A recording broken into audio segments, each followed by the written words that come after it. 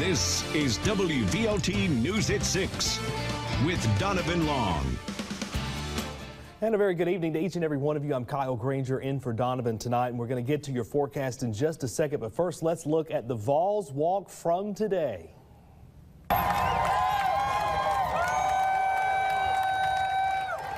And of course, everyone excited out there. In case you've been living under a rock this week, there's a big game going on at Neyland.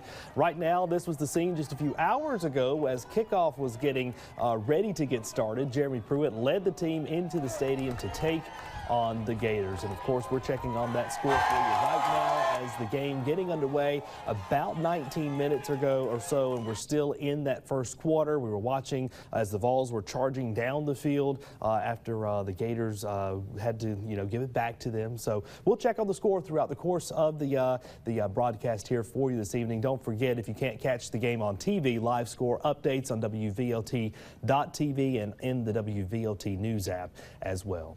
Happening right now, a weather alert is posted for parts of our area due to flooding. Showers and storms have made their way into the area, creating flash flooding in parts of Jellicoe, also parts of southeastern Kentucky tonight. A flash flood warning continues for the next 10 minutes for parts of McCreary County and Whitley counties in Kentucky. So let me show you that map right now. You can see the flash flood warning until 7:30. We also have flood watches up to the north for parts of London and Somerset tonight because of a batch of heavy rain that continues to move through. You can see Oneida getting some of that heavier downpour rain right now. Moving down to Jamestown and Grimsley, but in the heart of Knoxville, things right now looking on the clearer side, but we can't rule out the possibility that any shower pops up in or near Knoxville. Right now, lightning very limited with this, so it would just be some heavy rainfall as these showers and storms continue to push off to the east here over the next little while. As part of a stalled out frontal boundary that will be the focal point for some showers as we go into the evening hours. You can see that developing over in and around Nashville still has to move in our direction. We'll see if the game gets over before it does. Of course, some heavy rain continued for parts of the area today. Kathy sharing this on the WVLT weather app. Right now it's hot out there, 86 degrees in Knoxville to 87 Oak Ridge, 81 for Kingston. You factor in that humidity. Boy, oh boy, it's still hot and muggy. 89 in Knoxville to 86 in Sevierville is what it feels like. Still feels like 92 in Oak Ridge. That Oneida at 70 is where that rain-cooled air is tonight. So overnight tonight for your Saturday, mostly cloudy skies. We've got some fog that will develop here over the next little while, down to 73 by the midnight hour. We're staying close to 70 by the time you wake up tomorrow, but more rain and scattered showers and an unsettled start to the week is on the way. I'll give you the details on that coming up in just a few minutes. Right now, back to downtown Knoxville, where inside the stadium, a very special group of the Vols from 1998's championship team were honored just before kickoff. And sports director Rick Russo has the story. Well, it is a special night here at Neyland Stadium, and for several different reasons. Yeah, the Vols are looking for their first SEC win in a while. It's the opener in conference play for Tennessee as they take on their rivals from Florida. Also, a lot of eyes will be on this. It's a primetime game under the lights, fans watching on TV, and eyes in the stands with a lot of big recruits here as well to watch the Vols and Gators go at it.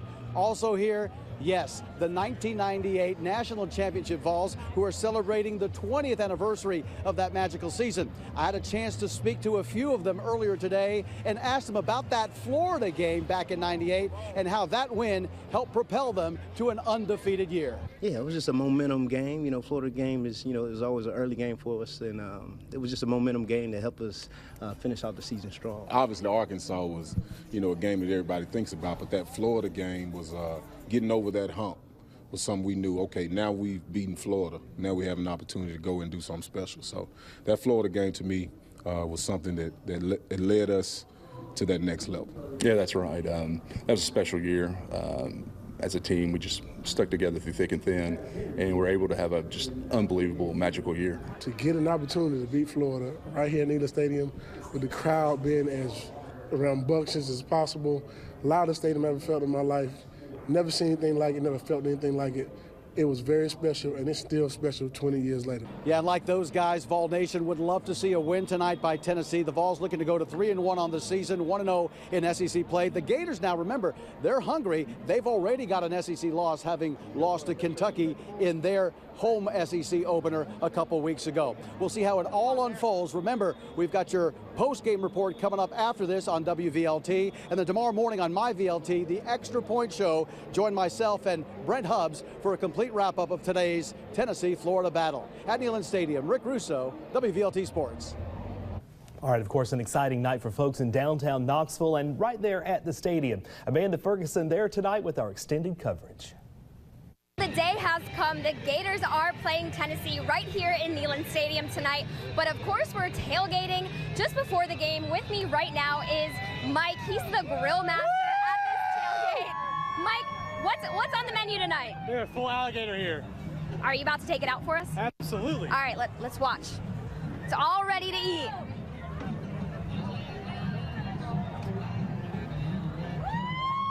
Let me get out of the way. Oh, it's ready to eat. It's ready to enjoy. You want to try All right, so yeah, let's try it.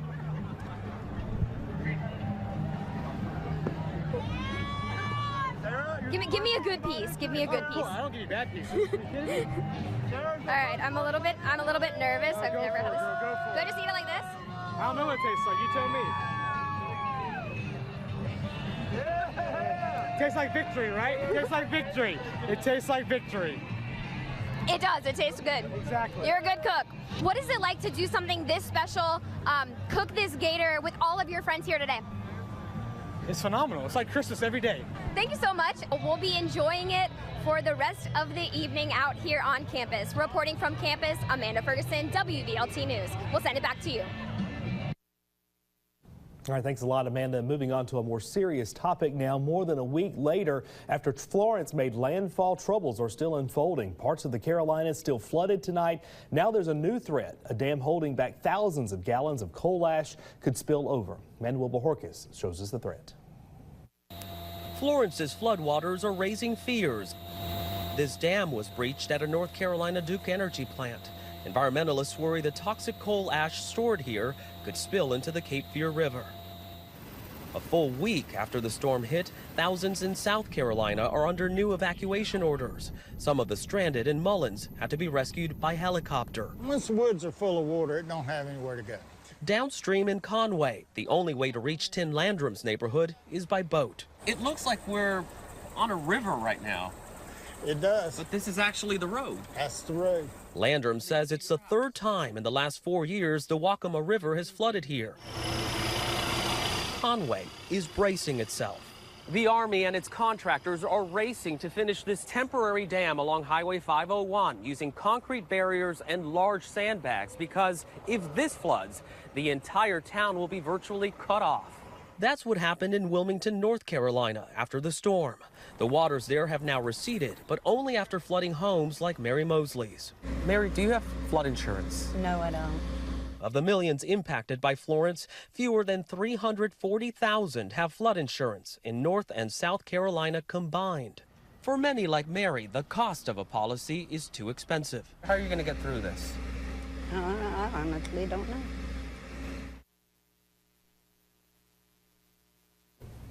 And of course, that is the situation for many folks there. I know some folks who live in that area, and of course, many of these places simply never flood. This is something that many people have never seen. Now, FEMA says that it can help out people like Mary with temporary housing, for example, but in South Carolina, it will be days before all of that damage can be fully assessed. And as many of you know, that this is part of South Carolina. My town of Loris is just inland from Myrtle Beach. You can see here surrounded by water. My parents' home is okay, but they were warned to get out and get supplies and plan to stay in for the long haul because many of the roads are flooded and potentially could flood.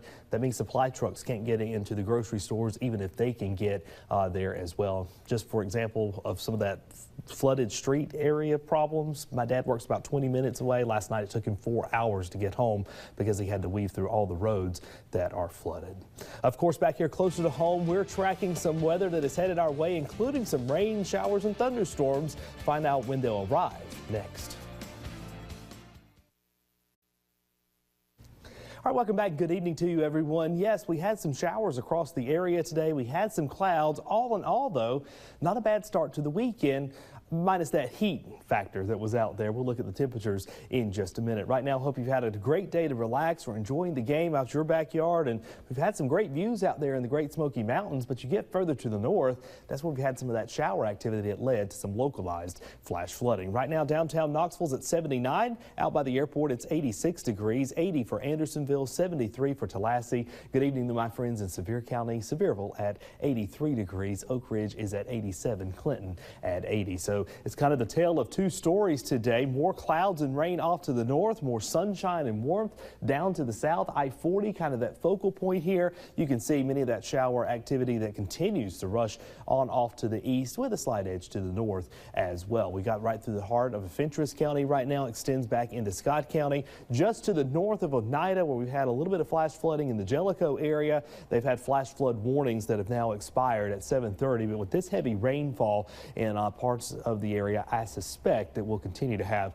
some runoff issues for parts of southeastern Kentucky as well. So the broader setup shows that we have a frontal boundary that's basically stalling out over the top of us, and the longer it hangs out with us, that means we have more opportunities for some showers and some storms in the future week here. So it will take just a little while to get this by as this stationary front hangs out with us for a little while. 68 degrees overnight tonight. When you wake up tomorrow morning for your sunrise, 7:25, clouds and some fog across the area, and we've still got a 20% chance for some rain. Let me show you what's going on for the rest of your weekend in the Futurecast tonight. You wake up for church tomorrow morning, rain gear is going to be a necessity to begin with and at the end of church. 8 o'clock in the morning, Fentress County getting some rain. We've got isolated rain off to the east. It filters in, moves on in through the middle part of the day by the 11 o'clock lunchtime, and there's more to come into the afternoon. So you're hanging out with family and friends tomorrow afternoon, and yeah, we'll be still dealing with that. But again, the focal point still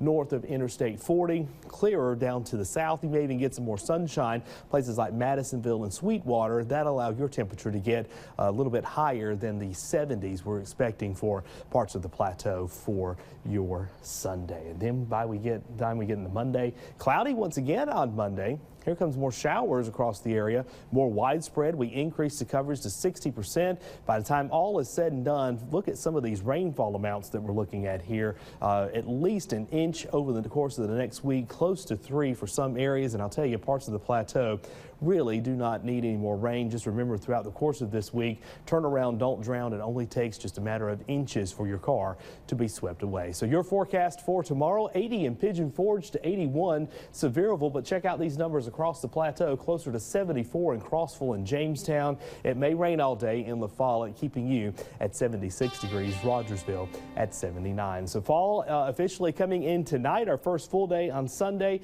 81 for the high, 79 with a 60% chance of showers and storms going into your Monday through Wednesday. So when we pull the number back closer to where we should be for this time of year, right at 80 degrees, we're going to have that mixture of showers and storms. A bit soggy at times as we get closer into Wednesday because more of that frontal boundary will pass on out of here, but we'll try to clear it out for next weekend, heading into Saturday and Sunday with just isolated pop-up showers and storms and keeping that temperature a little more seasonable right at 80. Of course, we've got more of your WVLT news on this Saturday evening. I hope you'll stick with me here. We'll be right back and a score update for you.